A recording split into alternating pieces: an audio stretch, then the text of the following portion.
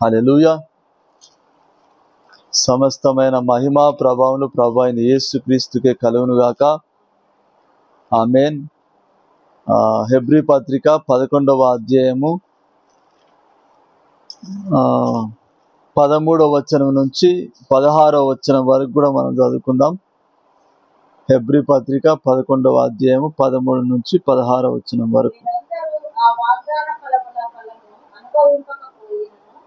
దూరము నుండి చూచి వందనము చేసి తాము భూమి మీద పరదేశులమును యాత్రికులమునై ఉన్నామని ఒప్పుకొని విశ్వాసము గలవారై మృతి నొందిరి. ఈలాగు చెప్పువారు తమ స్వదేశమును వెతుకుచున్నామని విషాదపడుచున్నారు కారా? ఏ దేశము నుండి వచ్చిరో ఆ దేశమును జ్ఞాపకం ఉంచుకున్న ఎడల మరలా వెళ్ళుటకు వారికి వీలు కలిగి ఉండదు. అయితే వారు మరి శ్రేష్టమైన దేశము అనగా పరలోక సంబంధమైన దేశమును కోరుచున్నారు. అందుచేత తాము వారి దేవుడనని అనిపించుకున్నటకు దేవుడు వారిని సిగ్గుపడడు. ఏలయనగా ఆయన వారి కొరకు ఒక పట్టణము సిద్ధపరిచి ఉన్నారు. చాలు. హల్లెలూయా. మరి ఈరోజు మన అంశం ఏంటిదంటే కనుక మరి శ్రేష్టమైన దేశమును కోరుకో. మన అంశం ఏంటిది? మరి శ్రేష్టమైన దేశమును కోరుకో. హల్లెలూయా. మరి హెబ్రీ పత్రికలో మనం చూసుకుంటే కనుక ఈ 11వ అధ్యాయం అంతా కూడా ఏంటిది? పాత నిబంధనలో ఉన్న మరి విశ్వాసుల జాబితా అన్నమాట. హల్లెలూయా. మరి ఇక్కడ 8వ వచనం నుంచి మరి ఈ అధ్యాయంలో 8వ వచనం నుంచి 21వ వచనం వరకు కూడా ఎవరి గురించి రాయబడిందంటే కనుక అబ్రహాము, శారా, ఈసాకు, యాకోబుల విశ్వాసం గురించి రాయబడింది. హల్లెలూయా. మరి అబ్రహాము, శారా, ఈసాకు, మరి యాకోబు వీళ్ళందరూ కూడా మరి విశ్వాసంతో ఏం వెతకడం మొదలు పెడుతున్నారంటే ఇక్కడ 13వ వచనం నుంచి 16వ వచనం వరకు కూడా మనం చూసుకుంటే కనుక మరి వీళ్ళు వాగ్దాన ఫలం అనుభవించకపోయినా, అంటే మరి దేవుడు వీరికి ఏం వాగ్దానం చేశాడు? కానాను దేశాన్ని ఇస్తానని చెప్పి వాగ్దానం చేశాడు. హల్లెలూయా. అయితే మరి ఆ వాగ్దాన దేశమును వాళ్ళు అనుభవించలేదు. వాళ్ళు అనుభవించకపోయినా కానీ మరి దేవుడు మా సంతానానికి మరి ఈ దేశాన్ని ఇస్తాడని చెప్పి మరి వాళ్ళు నమ్మి విశ్వాసంతో మృతి చెందారు. హల్లెలూయా. అయితే మరి ఏం చేశారంట? ఇంకా వాళ్ళు మరి ఈ లోకంలో యాత్రికులము, పరదేశులము, యాత్రికులం అని చెప్పి ఒప్పుకొని విశ్వాసంతో మృతి చెందారంట. హల్లెలూయా. మరి ఏమని ఒప్పుకున్నారంట వాళ్ళు? పరదేశులము, యాత్రికులము. హల్లెలూయా. మరి అంటే మరి పరదేశీ యాత్రికులు అంటే ఏంటిది? హల్లెలూయా. మరి పరదేశీ అని చెప్పి ఎవరిని అంటాము? వేరే దేశం నుంచి ఇక్కడికి బ్రతకడానికి వచ్చిన వారినే పరదేశీ అంటాం. అవునా? హల్లెలూయా. మరి పరదేశులము, యాత్రికులం అని చెప్పి ఒప్పుకున్నారంట. హల్లెలూయా. అంటే మరి పరదేశులము, యాత్రికులం అని చెప్పి ఒప్పుకొని ఏం చేశారంటే విశ్వాసం గలవారై మృతి చెందారంట. హల్లెలూయా. మరి ఇలాగ చెప్పువారు మరి ఏం వెతుకుతున్నారంట? వాళ్ళ స్వదేశమును వెతుకుతున్నారంట. హల్లెలూయా. మరి వాళ్ళు ఏ దేశం నుంచి వచ్చారో ఆ దేశమును వాళ్ళు జ్ఞాపకం చేసుకుంటే కనుక ఏం చేసేవాళ్ళంట? మళ్ళా తిరిగి వెళ్ళేవారంట. హల్లెలూయా. కానీ వాళ్ళు వచ్చిన దేశం నుంచి మళ్ళా తిరిగి వెళ్ళారా అంటే వెళ్ళలే. హల్లెలూయా. మరి అబ్రహాముతో దేవుడు చెప్పాడు. మరి అబ్రహాము మరి ఆ దేశం ఏంటిది? అబ్రహాము పుట్టిన ఊరేది? ఉర్ అనే ప్రాంతము. హల్లెలూయా. మరి ఉర్ అనే ప్రాంతంలో మరి ఇప్పుడు అది ఇరాక్ దేశంలో ఉంది. హల్లెలూయా. మరి ఉర్ అనే ప్రాంతంలో దేవుడు అబ్రహాముకు దర్శనమిచ్చి అబ్రహాముతో దేవుడు ఏం చెప్పాడు? నీవు నీ ఇంటిని, నీ దేశమును, నీ బంధువులను విడిచి నేను చూపించు దేశానికి నువ్వు బయలుదేరు. నేను నిన్ను గొప్ప జనముగా చేసి నిన్ను ఆశీర్వదించి నీ నామం గొప్ప చేయుదును. నీవు ఆశీర్వాదంగా ఉందువు. నేను ఆశీర్వదించు వారిని ఆశీర్వదించదను, దూషించు వారిని శపించదను. భూమి యొక్క సమస్త వంశములు నీ యందు ఆశీర్వదింపబడును అని చెప్పగానే అబ్రాహాం ఏం చేశాడు? ఆ స్థలాన్ని విడిచి మరి కానాను దేశానికి బయలుదేరాడు. హల్లెలూయా. మరి అబ్రహాము మరి అప్పుడు దేవుడు చెప్పినప్పుడు బయలుదేరిండంటే మరలా తిరిగి మరి వెనుకకు పోయిండంటే పోలే. హల్లెలూయా. మరి ఈసాకుకు మరి వివాహం చేసే సమయం వచ్చినప్పుడు మరి అబ్రహాం ఏం చేస్తాడు, మరి తన దాసుడైన మరి ఆ ఎలియాజరుని పిలిచి మరి ఏం చెప్తాడంటే, ఈ కానాను స్త్రీలలో ఒకదాన్ని తీసుకొని నా కుమారునికి వివాహం చేయడం నాకు అస్సలు ఇష్టం లేదు, కాబట్టి నువ్వు నా స్వదేశానికి నువ్వు వెళ్ళి మరి నా బంధువులలో నుంచి నువ్వు అమ్మాయిని నువ్వు తీసుకొని రావాలి అని చెప్పి అంటాడు అనమాట. అన్నప్పుడు ఆ ఎలియాజర్ ఏమంటాడు, అయ్యా ఒకవేళ అమ్మాయి రాకపోతే మరి మీ అబ్బాయిని తీసుకొని పోవచ్చా అని చెప్పి అడుగుతాడు. అడిగితే అబ్రహాం ఏమంటాడు, అస్సలు ఆ పని చేయొద్దు అంటాడు. హల్లెలూయా. అస్సలు నా కుమారుని అక్కడ తీసుకొని పోవద్దు అంటాడు. ఎందుకని? దేవుడు ఆ దేశాన్ని వదిలిపెట్టి వచ్చేయమని చెప్పాడు కాబట్టి. హల్లెలూయా. మరి అబ్రహాము దేవునికి విధేయత చూపించి మరలా తిరిగి వెనుకకు వెళ్ళడానికి ఇష్టపడలేదు. కనీసము ఆయన కుమారుని కూడా మరి ఆ దేశానికి మరి పంపడానికి అస్సలు ఇష్టపడలేదు అబ్రహాము.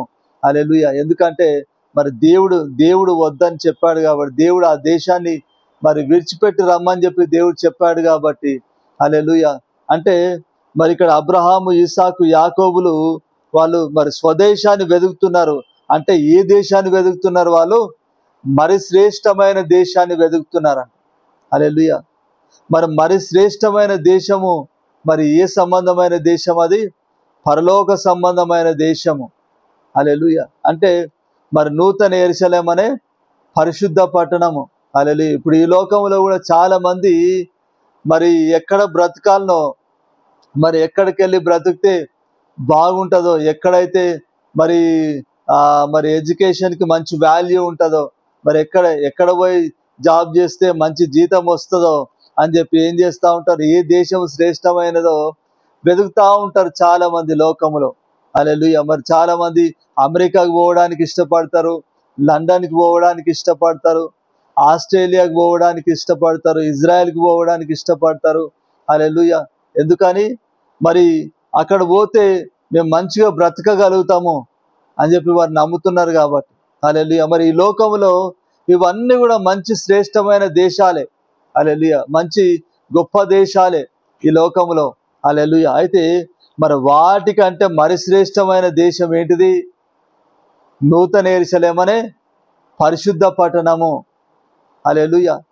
మరి ఈ లోకంలో ఉన్న అమెరికాలో, లండన్లో, ఆస్ట్రేలియాలో, ఇజ్రాయెల్లో, మరి జర్మన్లో, హల్లెలూయా, మరి నీకు మంచి శాలరీ నీకు దొరుకుతుండొచ్చు. హల్లెలూయా. మంచి చదువు నీకు దొరుకుతుండొచ్చు.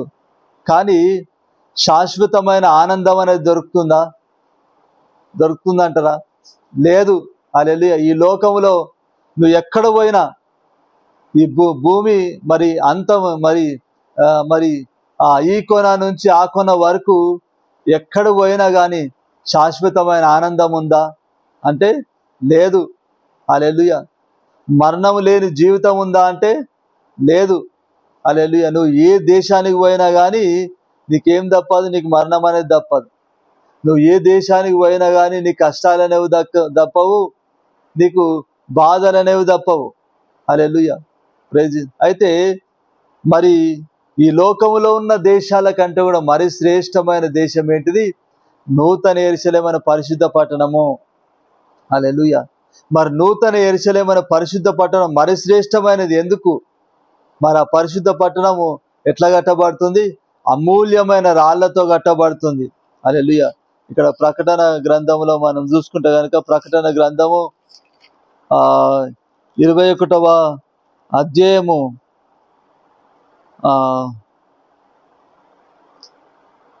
ప్రకటన గ్రంథము 21వ అధ్యాయము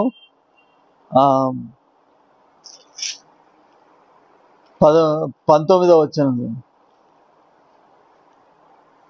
19-22 వచనం. అమూల్యములైన నానావిధ రత్నములతో అలంకరింపబడి ఉంది. మొదటి పునాది సూర్యకాంతపు రాయి, రెండవది నీలము, మూడవది యమున రాయి, నాలుగవది పచ్చ, ఐదవది వైద్యుజము, ఆరవది కెంపు, ఏడవది సువర్ణ రత్నము, ఎనిమిది గోమేధికము, తొమ్మిదవది పుష్పరాగము, పదవది సువర్ణ గల శూలియము, 11వది పద్మరాగము, 12వది సుగంధము. చాలు.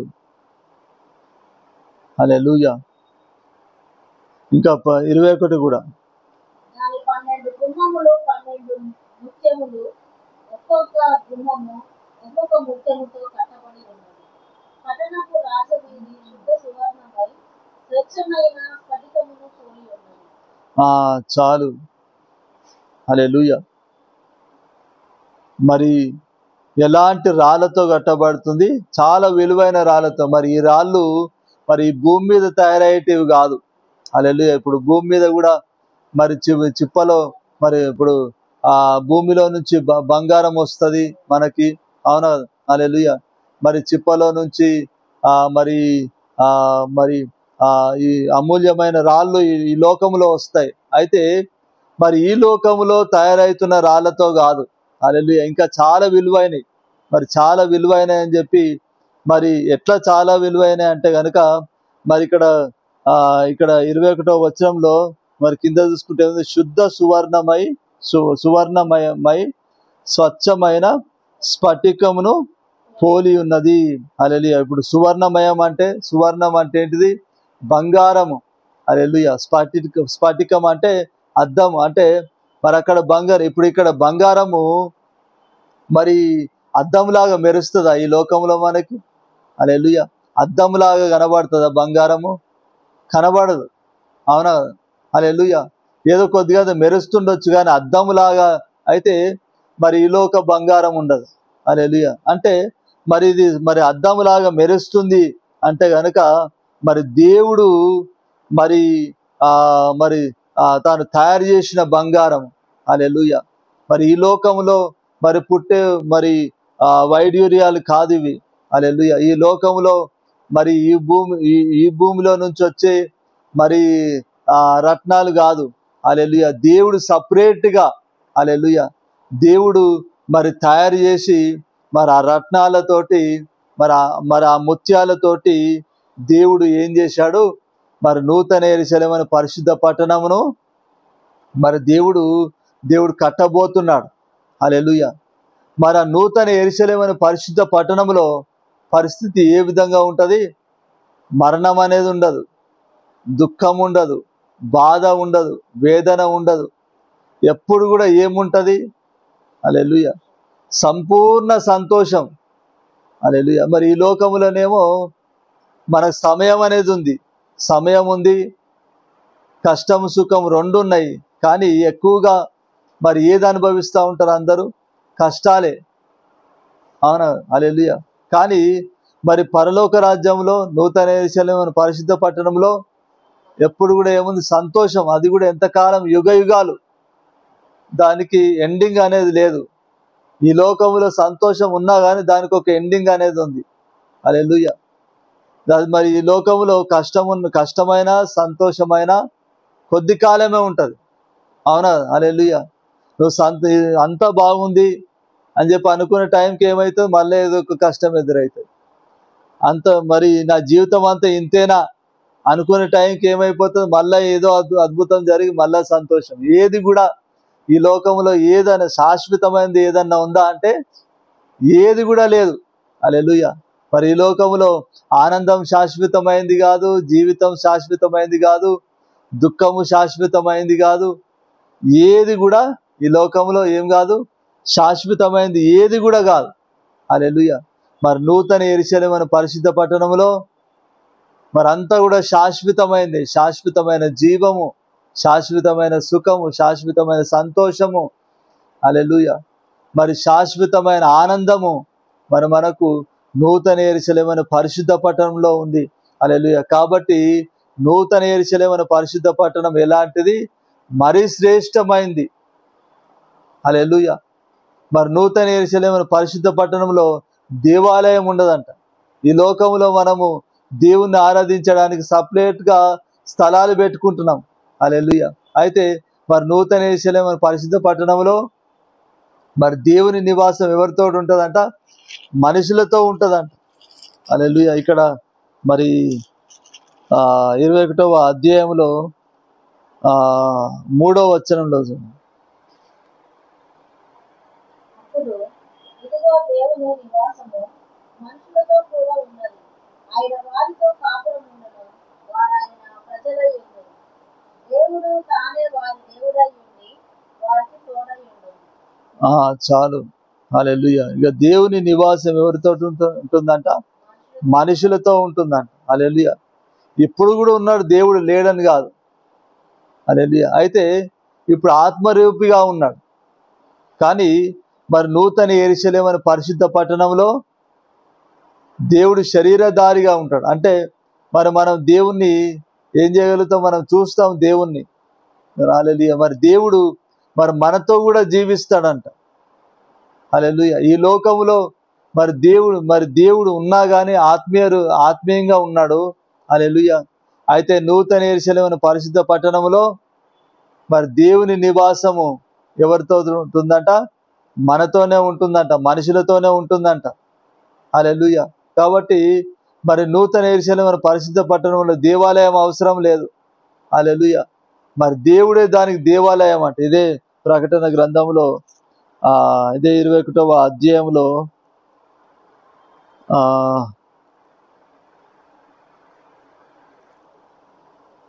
22వ వచనం ఉండదు. దానిలో ఏ దేవాలయమునో నాకు కనబడలేదు. సర్వాధికారి అయిన దేవుడగు ప్రభువును గొర్రెపిల్లయు దానికి దేవాలయమై ఉన్నారు. చాలు. హల్లెలూయా. మరి దేవాలయము అక్కడ ఏ దేవాలయం కూడా కనబడలేదంట. హల్లెలూయా. మరి ఆ దేవాలయం ఎవరై ఉన్నారంట?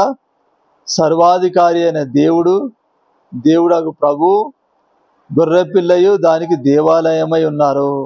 హల్లెలూయా. అంటే మరి యెహోవా దేవుడు, యేసు ప్రభు, హల్లెలూయా, మరి ఇద్దరు కూడా మరి ఆ పట్టణానికి ఏమైపోయారంట? ఒక దేవాలయమై ఉన్నారంట. హల్లెలూయా. కాబట్టి మరి ఆ పట్టణం ఎలాంటిది? మరి శ్రేష్టమైంది. హల్లెలూయా. హల్లెలూయా. మరి అబ్రహాము, ఇస్సాకు, యాకోబులు ఏ విధంగానైతే మరి శ్రేష్టమైన దేశమును, పరలోక సంబంధమైన దేశమును వెతికారో మరి మనం కూడా ఏం చేయాలి? మనం హల్లెలూయా మరి శ్రేష్టమైన దేశమును వెతకాలి. హల్లెలూయా. ఈ లోకములో మరి మనం అందరం ఎవరము? పరదేశులము, యాత్రికులం. హల్లెలూయా. మరి మన పౌరసత్వం ఎక్కడుంది? ఎక్కడుందంటారు? మన పౌరసత్వం పరలోకములో ఉంది. హల్లెలూయా. మరి ఇక్కడికి దేవుడు మనల్ని ఇక్కడికి పంపించాడు. ఎందుకని? ఇక్కడ కొద్ది రోజులు బ్రతకడానికి పంపించాడు, అంతే. హల్లెలూయా. మరి ఇక్కడ మరి మంచిగా బ్రతకడానికి పంపించాడు. హల్లెలూయా. మరి ఇక్కడ మరి ఈ భూమి మరి ఎలాంటిది అని మనం చూడాలంటే గనుక మరి ఈ భూమి ఎలాంటిదంటే ఇది ఒక యుద్ధ భూమి. హల్లెలూయా. దేవుడు మనల్ని ఇక్కడికి ఎందుకు ఈ లోకంలోకి పంపించాడంటే మరి ఇక్కడ అపవాదిని అనగదొక్కి తిరిగి మరి ఆయన దగ్గర చేరడానికి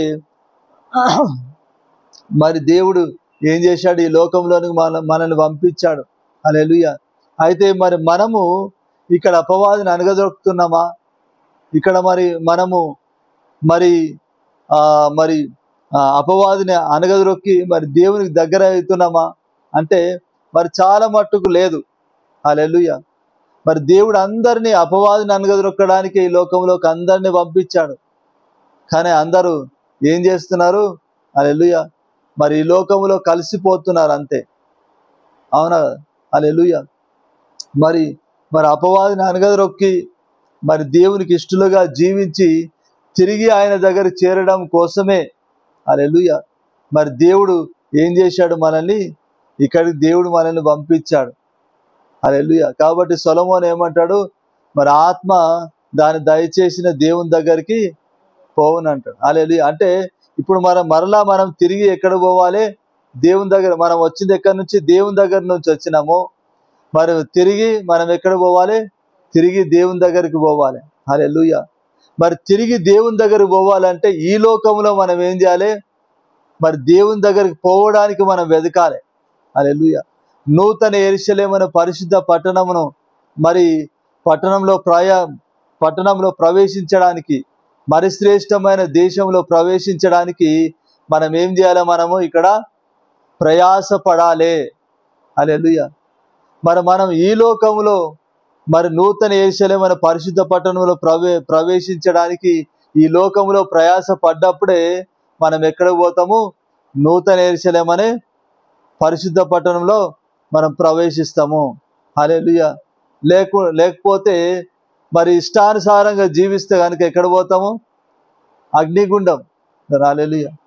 దేవుడు మరి మనం ప్రవేశించడానికి నూతన యెరూషలేము పరిశుద్ధ పట్టణం దేవుడు సిద్ధపరిచాడు. హల్లెలూయా. మరి అగ్నిగుండం ఎవరి కొరకు దేవుడు తయారు చేశాడు? అగ్నిగుండము సాతాను కోసం తయారు చేశాడు.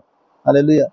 పరలోక రాజ్యము మరి నూతన యెరూషలేము పరిశుద్ధ పట్టణం ఎవరి కొరకు దేవుడు సృష్టించాడంటే నరుల కోసమే. ఇక్కడ సామెతల గ్రంథంలో ఉంది కదా, సామెతల గ్రంథం 8వ అధ్యాయము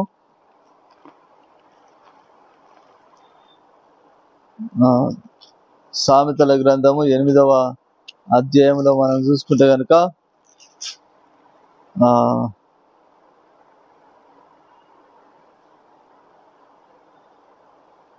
31 వచ్చింది. 8:30. చేసిన పరలోకమును బట్టి సంతోషించుచు నరులను చూచి ఆనందించుచుంటిని. చదవండి. చదువు. నా పిల్లలారా నా మాట 36 వరకు చదువు. నా మార్గములను అనుసరించువారు ధన్యులు. ఉపదేశమును నిరాకరింపక దాన్ని అవలంబించి జ్ఞానులయ్యుండుడి. అనుదినము నా గడప యొద్ద కనిపెట్టుకొని నా ద్వారబంధముల యొద్ద కాచుకొని నా ఉపదేశము వినువారు ధన్యులు. నన్ను కనుగొని వాడు జీవమును కనుగొను, యెహోవా కటాక్షము వానికి కలుగును. నన్ను కనుగొని వాడు తనకే హాని చేసుకొను. నా యందు అసహ్యపడు వారందరూ మరణమును స్నేహించుదురు. చాలు. హల్లెలూయా. ఇక్కడ దేవుడు ఏం చెప్తున్నాడు?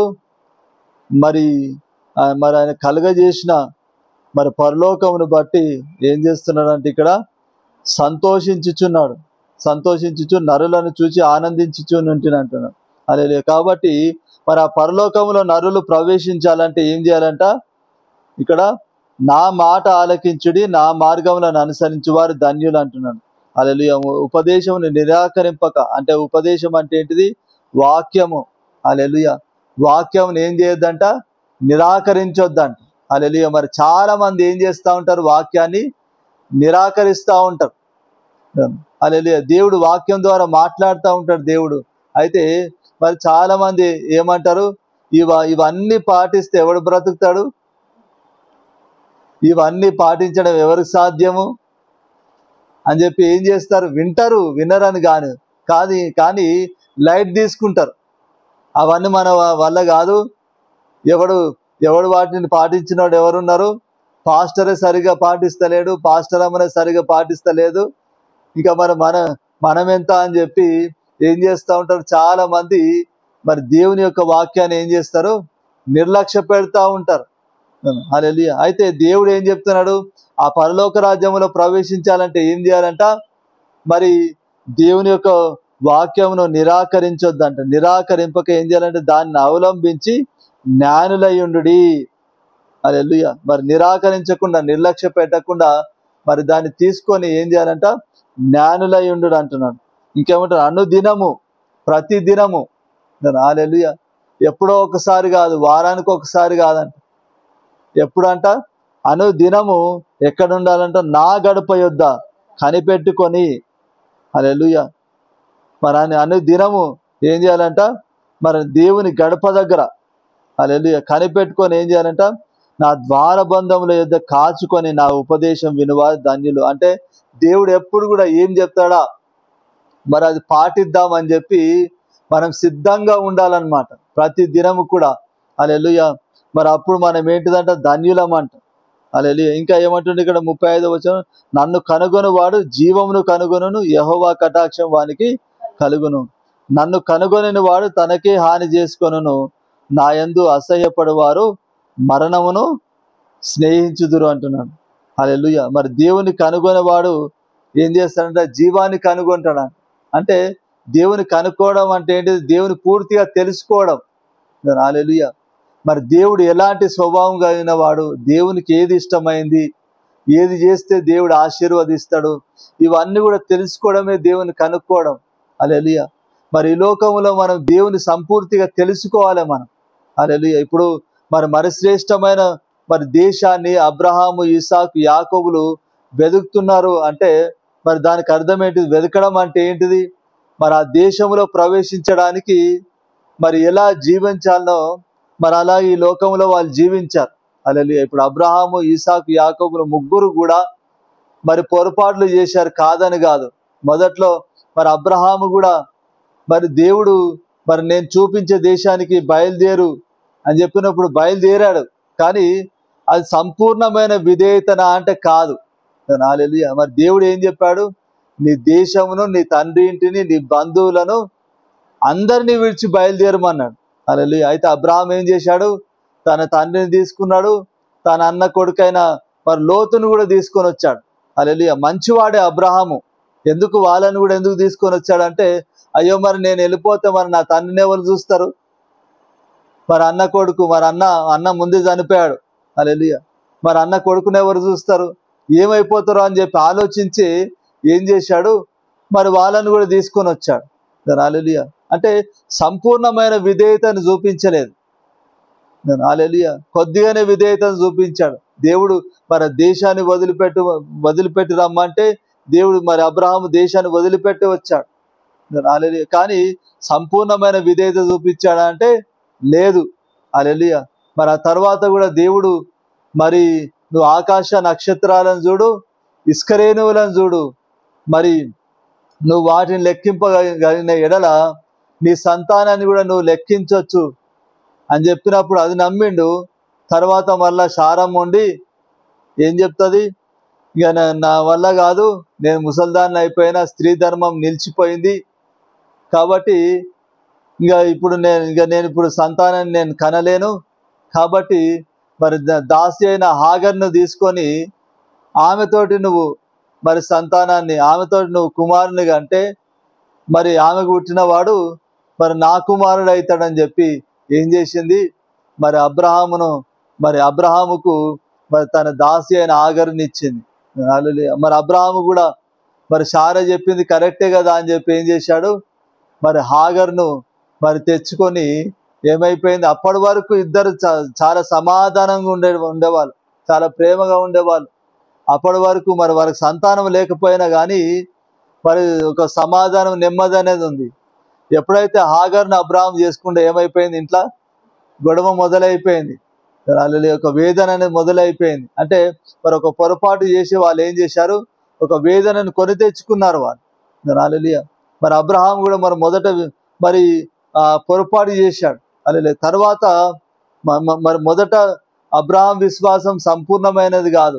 హల్లెలూయా. అబ్రహాం విధేయత మొదట సంపూర్ణమైనది కాదు, కానీ తర్వాత ఏమైపోయింది? సంపూర్ణమైన విశ్వాసం కలిగింది. మరి ఇసాకు పుట్టిన తర్వాత దేవుడు ఏమంటాడు?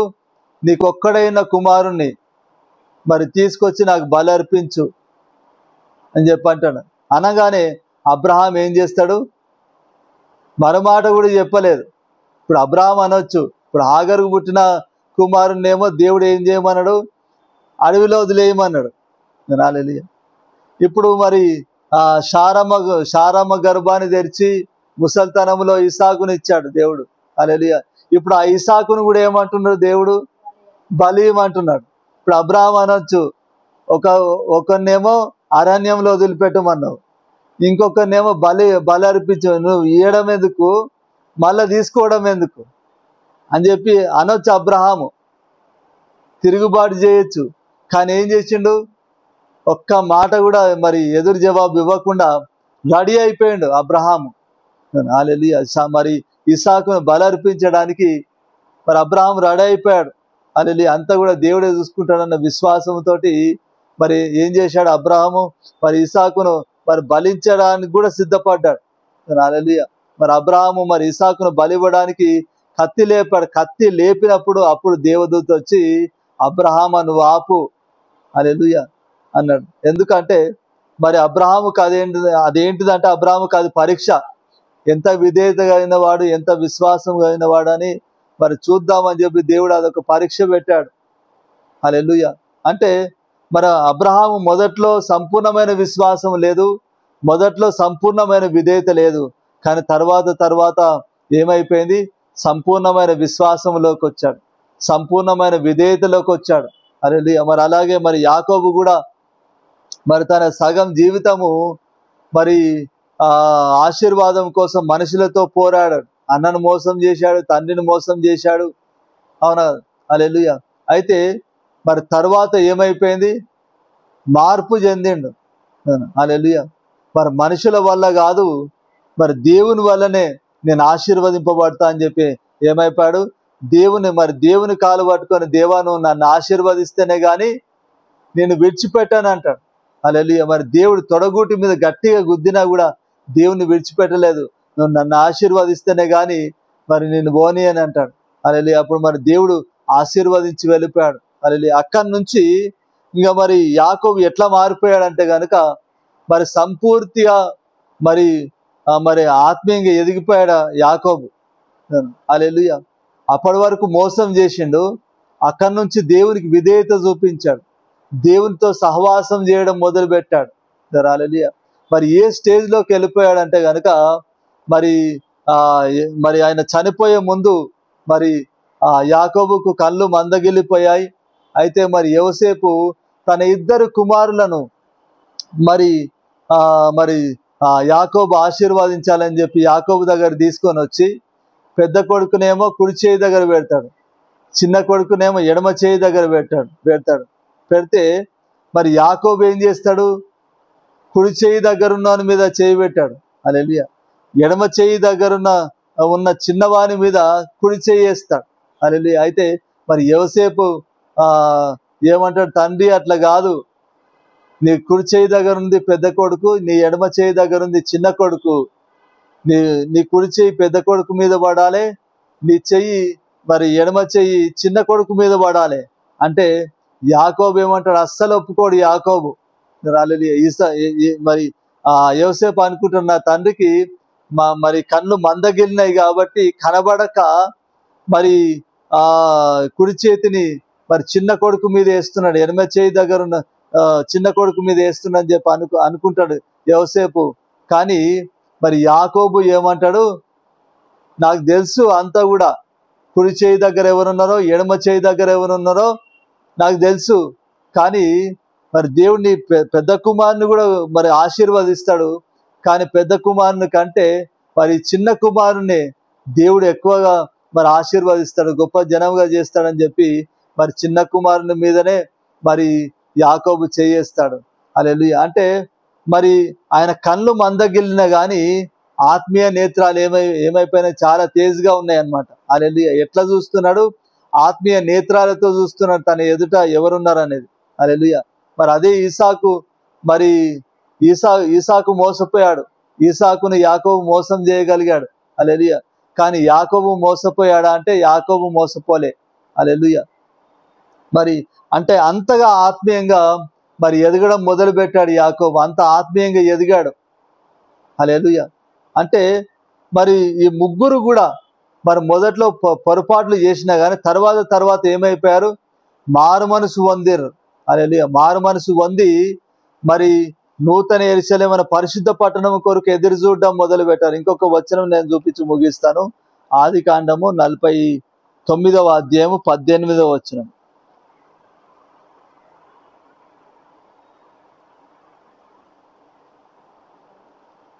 49వ అధ్యాయం 18వ వచనం. యెహోవా నీ రక్షణ కొరకు కనిపెట్టి ఉన్నాను. చాలు. హల్లెలూయా. మరి ఇక్కడ యాకోబు మరి ఆయన చనిపోయే ముందు ఆయన 12 మంది కుమారులను పిలిచి ఆశీర్వదిస్తూ మరి ఇక్కడ 18వ వచనంలో ఒక మాట పలుకుతున్నాడు. ఏమని పలుకుతున్నాడు ఇక్కడ? యెహోవా నీ రక్షణ కొరకు నేను నీ రక్షణ కొరకు కనిపెట్టి ఉన్నాను. హల్లెలూయా. అంటే ఇప్పుడు అంతవరకేమో ఈ లోకముల ఆశీర్వాదం కోసం కొట్లాడాడు అబ్రహాం మరి యాకోబు. హల్లెలూయా. ఇప్పుడు దేని కొరకు కనిపెడుతున్నా అంటున్నాడు? నీ రక్షణ కొరకు కనిపెడుతున్నా అంటున్నాడు. హల్లెలూయా. అంటే మరి దేవుని రక్షణ కొరకు కనిపెడుతున్నా అంటే దేని కొరకు కనిపెడుతున్నాడు? మరి శ్రేష్టమైన మరి నూతన యెరూషలేము పరిశుద్ధ పట్టణం కొరకు కనిపెడుతున్నాడు. హల్లెలూయా. మనం ఎప్పుడు సంపూర్తిగా ఎప్పుడు రక్షింపబడ్డట్టు అంటే గనుక నూతన యెరూషలేము అనే పరిశుద్ధ పట్టణంలో నువ్వు అడుగు పెట్టినప్పుడే సంపూర్తిగా రక్షింపబడ్డట్టు. హల్లెలూయా. ఇప్పుడు ఏంటిదంటే ఖాళీ నమ్ముతున్నాం, యేసు ప్రభువుని అంగీకరించాం కాబట్టి ఖచ్చితంగా పరలోక రాజ్యంలో మరి దేవుడు మరి కుమారుని యందు విశ్వాసం ఉంచే వానికి నిత్య జీవం ఇస్తా అని చెప్పి దేవుడు వాగ్దానం చేశాడు. కాబట్టి యేసు ప్రభువుని నమ్ముతున్నాం కాబట్టి మనం నమ్ముతున్నాం రక్షింపబడ్డామని చెప్పి. హల్లెలూయా. మన దేవుడు మరి నమ్మదగిన వాడు, వాగ్దానం చేసింది నెరవేరుస్తాడు. కాబట్టి మనం ఇక్కడ ఏం చేస్తాం, ఇక్కడ నమ్ముతున్నాం, రక్షింపబడ్డామని నమ్ముతున్నాం. హల్లెలూయా. అయితే సంపూర్తిగా రక్షింపబడ్డామని చెప్పి ఎప్పుడు చెప్పగలుగుతాము? నూతన యెరూషలేము పరిశుద్ధ పట్టణంలో ప్రవేశించినప్పుడే. హల్లెలూయా. అంటే మరి ఇక్కడ యాకోబు భక్తుడు నీ రక్షణ కొరకు కనిపెడుతున్నానంటే దేని కొరకు కనిపెడుతున్నాడు? నూతన యెరూషలేము పరిశుద్ధ పట్టణం కొరకు కనిపెడుతున్నాడు. హల్లెలూయా. అంటే మరి అబ్రహాము, ఇసాకు, యాకోబులు ముగ్గురు కూడా మరి కొన్ని పొరపాట్లు చేసినా కానీ తర్వాత మార్పు పొంది ఏం చేశారు? దేవుని రాజ్యం కొరకు వారు కనిపెట్టారు ఈ లోకములో. హల్లెలూయా. మరి దేవుని రాజ్యంలో ప్రవేశించడానికి ఎలాగ జీవించాలో అలాగ జీవించడం నేర్చుకున్నారు ఈ లోకములో. హల్లెలూయా. కాబట్టి మరి మనము కూడా మరి ఆ మరి శ్రేష్టమైన దేశంలో మనం కూడా ప్రవేశించాలి. అంటే గనుక మరి ఎలాగైతే ప్రవేశించాలనో మరి అది ఈ లోకంలో మనం ఏం చేయాలి? మనం జీవించాలి. హల్లెలూయా. మరి ఎలాగ మరి నూతన యెరూషలేము పరిశుద్ధ పట్టణంలో ప్రవేశిస్తాము? దేవునికి ఇష్టంగా ఈ లోకంలో జీవించినప్పుడే, ఆత్మ ఫలాలు ఫలించినప్పుడే, శరీర క్రియలన్నీ కూడా నలగగొట్టుకున్నప్పుడే. మరి పౌలు అంటాడు కదా, శరీర కార్యాలు మరి అన్ని కూడా ఏంటంట, మరి దేవుని రాజ్యమును స్వతంత్రించుకోనివ్వమంట. హల్లెలూయా. కోపము, ద్వేషం, అసూయ, కుళ్ళు, కుతంత్రాలు, అల్లరితో కూడిన ఆటపాటలు ఇవేవి కూడా మరి ఇవి మనలో ఉంటే గనక మనం ఏం చేయలేమంటే దేవుని రాజ్యాన్ని స్వతంత్రించుకోలేమంట. హల్లెలూయా. మరి దేవుని రాజ్యంలోకి ప్రవేశించాలంటే మనం ఏం కలిగి ఉండాలి? ఇక్కడ ఆత్మ ఫలాలు, ప్రేమ, సంతోషము, సమాధానము, దీర్ఘశాంతం, మంచితనము, దయాలత్వము, సాత్వికము, విశ్వాసము, మరి ఇలాగా మరి తగ్గింపు, దీనత్వం, ఇలాగ మరి మంచి స్వభావము, మరి ఆత్మ సంబంధమైన క్రియలు ఈ లోకములో మనం కలిగి ఉన్నప్పుడే హల్లెలూయా ఎక్కడ ప్రవేశిస్తాం? మనము నూతన యెరూషలేము అనే పరిశుద్ధ పట్టణంలో ప్రవేశిస్తాము. హల్లెలూయా. మరి నూతన యెరూషలేములో లేమనే పరిశుద్ధ పట్టణంలో ప్రవేశించాలని చెప్పి మరి నువ్వు కోరుకోవాలి. హల్లెలూయా. నువ్వు నూతన యెరూషలేము అనే పరిశుద్ధ పట్టణంలో ప్రవేశించాలని చెప్పి నువ్వు కోరుకున్నప్పుడు నువ్వేం చేస్తావు? మరి దాంట్లో ఎట్లయితే ప్రవేశిస్తామో మరి అట్లా నువ్వు ఈ లోకంలో నువ్వు జీవించడానికి నువ్వు ప్రయత్నిస్తావు. హల్లెలూయా. దేవుడి ఈ వాక్యాన్ని ఫలింపజేయునుగాక. ఆమేన్. మరి ప్రార్థన చేసుకుందాం. కళ్ళు మూసుకున్నట్లయితే. కృపా కనికరం గల మా ప్రభా, యేసు తండ్రి, యేసు ప్రభా, తండ్రి దేవా, మరి నువ్వు మాతో మాట్లాడినందుకు వందనాలు ప్రభా. యేసు తండ్రి, యేసు ప్రభా, తండ్రి దేవా, మరి ఇదిగో ప్రభా యేసు తండ్రి దేవ, మరి అబ్రహాము, ఇసాకు, యాకోబులు ముగ్గురు కూడా ప్రభా యేసు తండ్రి దేవా, యేసు ప్రభా తండ్రి, మరి ఇక్కడ యాత్రికులము, మరి పరదేశులం అని చెప్పి ఒప్పుకొని ప్రభా యేసు తండ్రి యేసు ప్రభా తండ్రి దేవా, మరి శ్రేష్టమైన దేశమైన మరి నూతన యెరూషలేము మన పరిశుద్ధ పట్టణంలో వెదికారు ప్రభా యేసు తండ్రి యేసు ప్రభా. మరి అబ్రహాము, ఇసాకు, యాకోబులు ఏ విధంగానైతే మరి మొదట్లో కొన్ని పొరపాట్లు చేసినా కానీ మార్పు చెంది తండ్రి యేసు ప్రభా మరి నీ పరిశుద్ధ పట్టణము కొరకు తండ్రి దేవ మరి ఎదురు చూచారో ప్రభా యేసు తండ్రి, కనిపెట్టారో ప్రభా యేసు తండ్రి. అలాగే ప్రభా మరి మేము కూడా ప్రభా యేసు తండ్రి యేసు ప్రభా తండ్రి దేవ మరి ఈ లోకములో ప్రభా యేసు తండ్రి మరి పరిశుద్ధ పట్టణమైన నూతన యెరూషలేము పట్టణము మరి శ్రేష్టమైన దేశము ప్రభా యేసు తండ్రి, మరి దాని కొరకు కనిపెడుతూ ప్రభా యేసు తండ్రి ఈ లోకములో ప్రభా యేసు తండ్రి దాంట్లో ప్రవేశించడానికి ప్రభా యేసు తండ్రి మరి ప్రయాసపడి తండ్రి యేసు ప్రభా తండ్రి దేవ మరి ఎలాగ జీవించాలనో తను మరి అలాగ జీవించి ప్రభా యేసు తన ఆత్మ ఫలాలు కలిగి ప్రభా యేసు తండ్రి యేసు ప్రభా తను మరి ఆ నూతన యెరూషలేము పరిశుద్ధ పట్టణంలో తండ్రి మేము ప్రవేశించలాగా మీరు సహాయం చేయమని ప్రార్థిస్తున్నాం తండ్రి దేవా, యేసు నామమున ప్రార్థిస్తున్నాం తండ్రి. ఆమేన్. ఆమేన్.